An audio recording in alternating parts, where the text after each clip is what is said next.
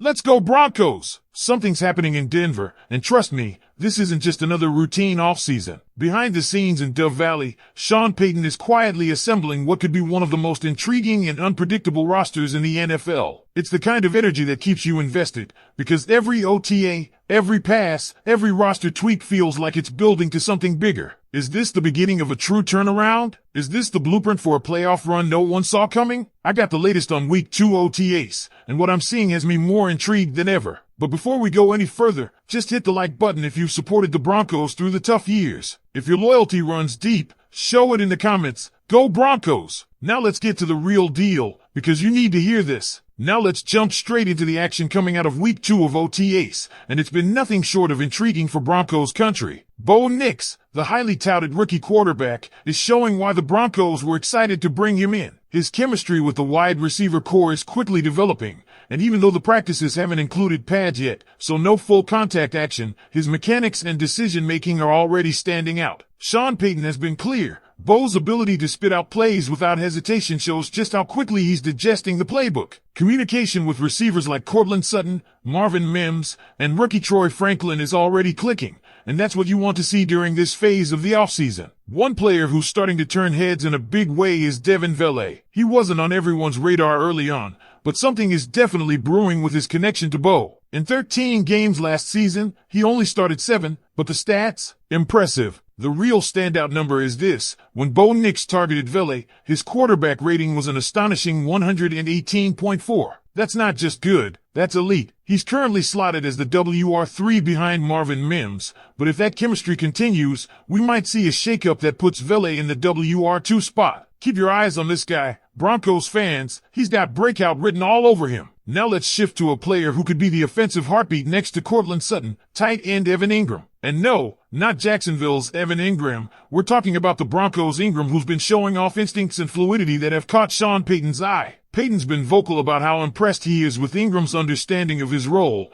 and don't be surprised if this guy becomes a central weapon in Denver's offense this year. If he can stay healthy, and that's always the big if, this could be a Pro Bowl caliber season for him. His versatility and football IQ are making a strong early impression, and it's looking like he'll be one of Bo's go-to targets. On the defensive side of the ball, all eyes are on first-round pick Jalen Barron. This guy has already drawn praise from the best defensive player on the roster, Patrick Surtain too, who highlighted his versatility, instincts, and ability to make plays. Barron's been taking reps both at slot and outside corner, and Payton mentioned that he's incredibly smart with high football instincts. It's early, yes, but everything coming out of Dove Valley suggests the Broncos may have landed a real gem in Barron. Could we be witnessing the emergence of the next elite cornerback duo in Denver? Surtain and Barron might just be the 1-2 punch we've been waiting for. And yes, there's the headline-grabbing bit of news surrounding J.K. Dobbins. While Sean Payton remained tight-lipped, as he always does, there was a visit, and clearly, there's some level of mutual interest. Payton did admit that a player like Dobbins could give the team that extra edge they're looking for. It's vague, it's cryptic,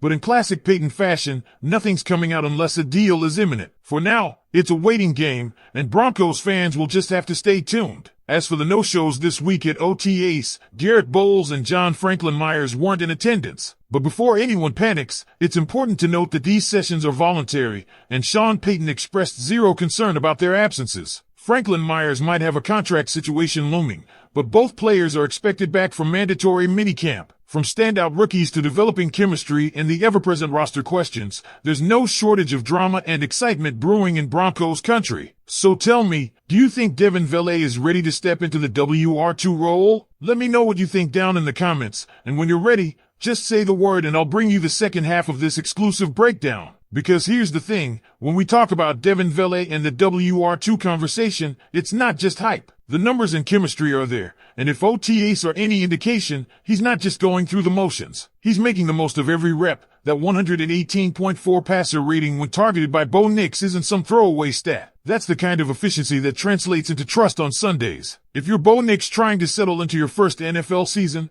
who are you going to lean on? The guy who's where he's supposed to be, when he's supposed to be there, making your life easier. That could very well be Vele, and if that chemistry solidifies, Mims might find himself in a WR3 role faster than anyone expected. And speaking of earning trust, RJ Harvey continues to shine. Week 1 buzzed with his name, and week 2 just reaffirmed that he's a player to watch. He's catching everything, running hard, and proving he might have more to offer than just being a depth piece. Don't be surprised if he's carving out meaningful touches once the real games begin. And let's not forget, depth at running back is more important than ever, especially with the uncertainty surrounding the J.K. Dobbins situation. If the Broncos don't land Dobbins, Harvey might be next in line to get a real shot at contributing. Now back to the defense, Jalen Barron. The buzz is real, and it's growing. Patrick Surtain doesn't just hand out compliments. When he talks about someone being smart, savvy, and versatile, it carries weight. We're seeing the early stages of what could be a cornerstone player for Denver's defense. Sean Payton echoed those sentiments, talking about Barron's ability to play inside and outside. That flexibility gives the Broncos options, and when you pair him with Surtain,